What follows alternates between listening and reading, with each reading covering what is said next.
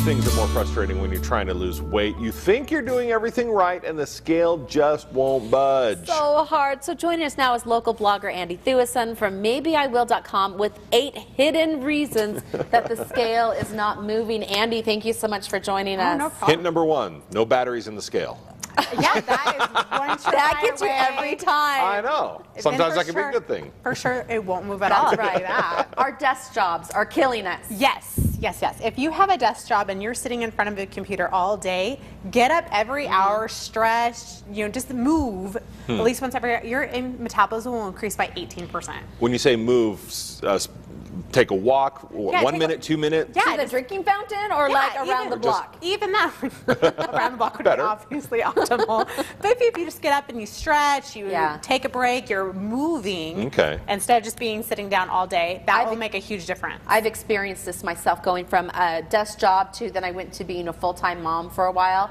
And you moved all the time. I did. You were standing all the time. You never got to sit down. And I dropped weight like that without even trying. So it's a big deal. How important is sleep to our losing weight? Huge. If you're not getting enough sleep, your body will actually go into a starvation mode where it'll crave fat and carbs just to survive, because you just don't have that sleep. So you need to at least get your sleep, and that'll make a huge difference. I would never do this, but eating too quickly.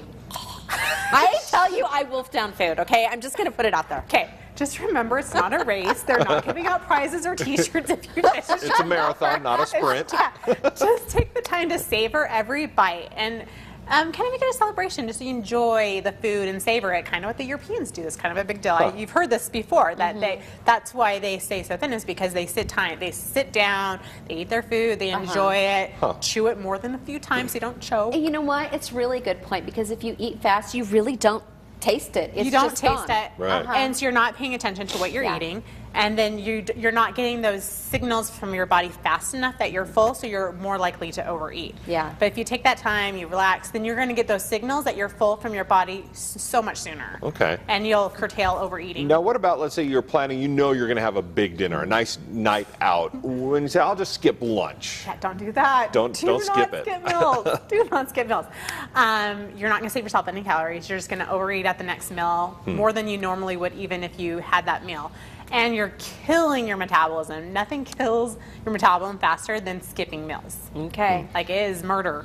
Mindless eating will murder people. Murder to your metabolism. A lot of us just go around grazing all the time, eating that last chicken nugget off of your child's plate. Not that I would ever do that You don't want to today. waste your kids' No. Mindless eating will kill us. It will kill us. It adds up, like grabbing that last bite of chicken nugget from your kid's plate, or like, oh, just grab a handful of M&Ms while I'm in the pantry looking at what I'm going to make.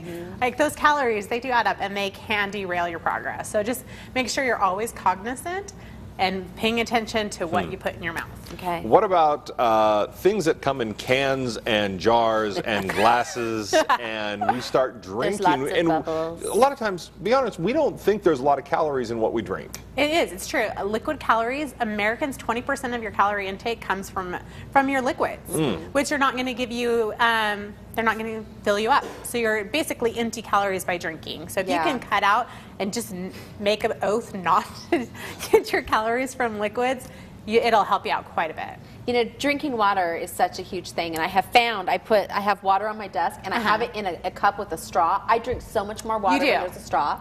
It sounds dumb, but it's true. It's true. You just got to find those little tricks that work for you. And if that works for you, I mean, I know I've heard that from a lot of people, that a straw helps them drink more. Yeah. So. Now, we want to watch our calories. Sometimes people make this mistake, though, of thinking they want to get fewer calories than maybe they should. Yes, you need to find out whatever that magic number is for you. Sometimes it's going to be a little bit higher than you actually think it should be, or it's going to be lower than what you're consuming. So you want to make sure. I've got a link on my website that I've gone through and I've looked at several calculators, and this one I find is like the most accurate. It's going to give you a really true, like, based on what your weight is, what your age is, your height, and then how active you are. It'll give you a really good guide for how many calories. Yeah, because there are some tools out there, and no matter whatever, as long as you say you're losing weight, it'll kick out 1,200 calories. That's not realistic. Do not survive on 1,200 calories. You're not going to lose weight. You're going to actually probably get stuck. Okay. So you want to make sure that you, meet with a not a financial advisor. Meet with a Workout financial advisor. advisor. A financial calorie advisor. Or a Okay. physical trainer that can sit down with you and really like give you a good gauge of what you should be taking in. And finally, quickly, I had an app that told me every time I spent 30 minutes on the bike, I burned 600 calories. Yeah, it's probably accurate. Probably not good? No. The Okay. only way to really get a good gauge of your calorie burn is to get a heart rate monitor. Invest in one of those. That Okay. will, if that's going to give you the most accurate information. So don't overestimate. Just hey, I went to spinning and I burned 1,000 calories. So now I'm having eat a 2 1,000. cheeseburgers. Yeah. Right. Yeah, you want to make sure that you're not overestimating how much you're burning Okay. and giving Okay. yourself lots of extra. That's right. These are Goodies at the end of the run. Or like you think, I'm going to work out Yeah. tonight so I can eat extra. Yeah. You don't want to do that to yourself. okay. All good tips. Thank you so much for sharing problem. with us.